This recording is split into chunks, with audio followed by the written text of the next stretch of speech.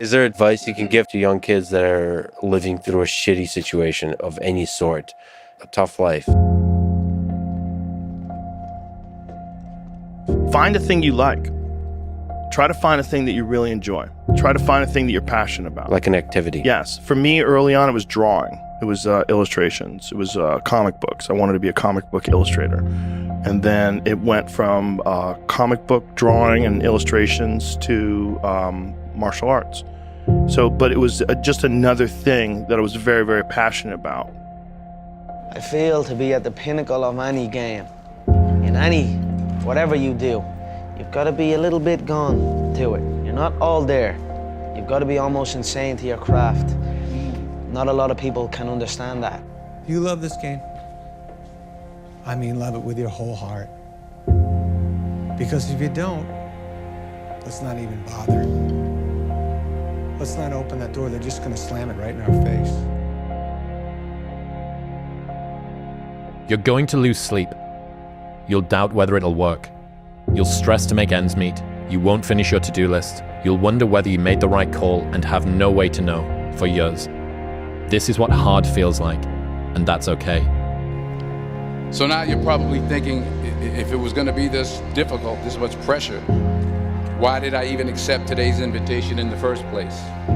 The love of the game, the challenge. Like I would watch Magic play, I'd watch Michael play, and I would see them do these unbelievable things, and I'd say, can I get to that level? I don't know, but let's find out.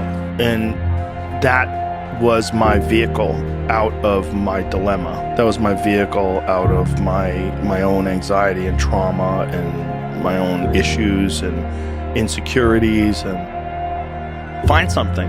Find a thing that you genuinely enjoy, because getting good at things you genuinely enjoy is extremely beneficial for young people. That's why I don't know about nothing else. I do not pay attention to nothing else. There was games of football on yesterday, there was rugby, there was this, there was that. And like normal society is like, let's talk about this and let's engage in this. And I can't do it. I just don't. People are talking to me, and in my head, I'm counting something. I'm counting up a number, or I'm knee deep in a sequence on the mat or on the feet. That's my life, sequences and numbers, nothing else. I cannot pay attention to nothing else. I love this game. I live this game. There's 1,000 other guys waiting in the wings who are obsessed with this game. Obsession's gonna be talent every time. You got all the talent in the world, but are you obsessed? Everything worth doing is hard, and the more worth doing it is, the harder it is. The greater the payoff, the greater the hardship. If it's hard, good. It means no one else will do it. So I had to be here. I had to come. Even though I was afraid I might make a fool of myself. In fact, if you really want to know the truth, I had to come exactly because I might make a fool of myself. Basketball for me was the most important thing. So everything I saw, whether it was TV shows, whether it was books I read, people I talked to, everything was done to try to learn how to become a better basketball player. Everything. And so when you have that point of view, then literally the world becomes your library to help you become better at your craft. Everybody thinks they're a loser. Every young person thinks they're a loser. At least a young person in the situation I was at. Like, I didn't know I wasn't a loser until I started winning. Until I started doing martial arts. Martial arts taught me that I could get better at stuff.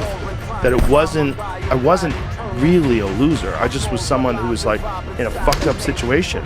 But you could channel all that energy that you have as a young person into something and get better at it. And then all of a sudden people admired me. I was like, this is crazy. So I went from being someone who was incredibly insecure and basically a failure to someone who was really successful at this one thing that was very dangerous, that other people were scared of. Is it a beautiful obsession? Can I call it that? Is it a beautiful obsession? It's a beautiful life. Make no mistake about it, it's a beautiful life. I live good now. I live damn good. I live like I should, like I'm supposed to. Is it all you ever think about? Let's face it, it's you against you out there. When you walk on that court, you have to think, I am the best guy out there.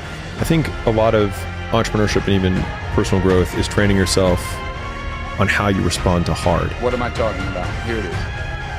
I found that nothing in life is worthwhile unless you take risks. Right, it's a choice.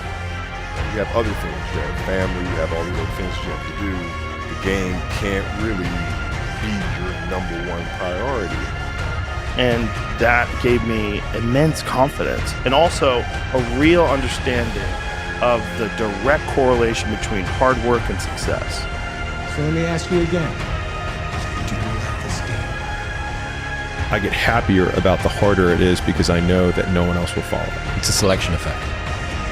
And I think if you can shift from this is hard to no one else will be able to do this, then it flips from being this thing that you're like, oh, poor me, to oh, poor everyone else who's going to have to fucking try.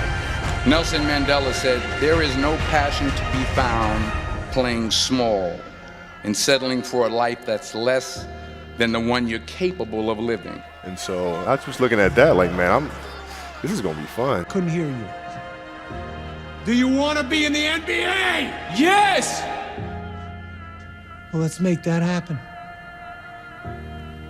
Never back down. It won't get harder. Like, this is the hardest part.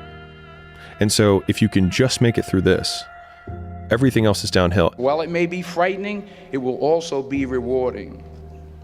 Because the chances you take, the people you meet, the people you love, the faith that you have, that's what's going to define you. Those are the things we want, because through that curiosity, you'll reach a level that you didn't think was possible. And kind of understanding that you're not a loser. Right. That there is a diamond in the rough. Yeah, and also an understanding that you can't listen to people. If you're alive, you can get better at stuff. I think you need things that are puzzling to you, where you have to find your own human potential in the difficulty of the task and work your way through things. For most people, I think you can really benefit from physical struggle, and you benefit from it in a mental way. And I think that is overlooked.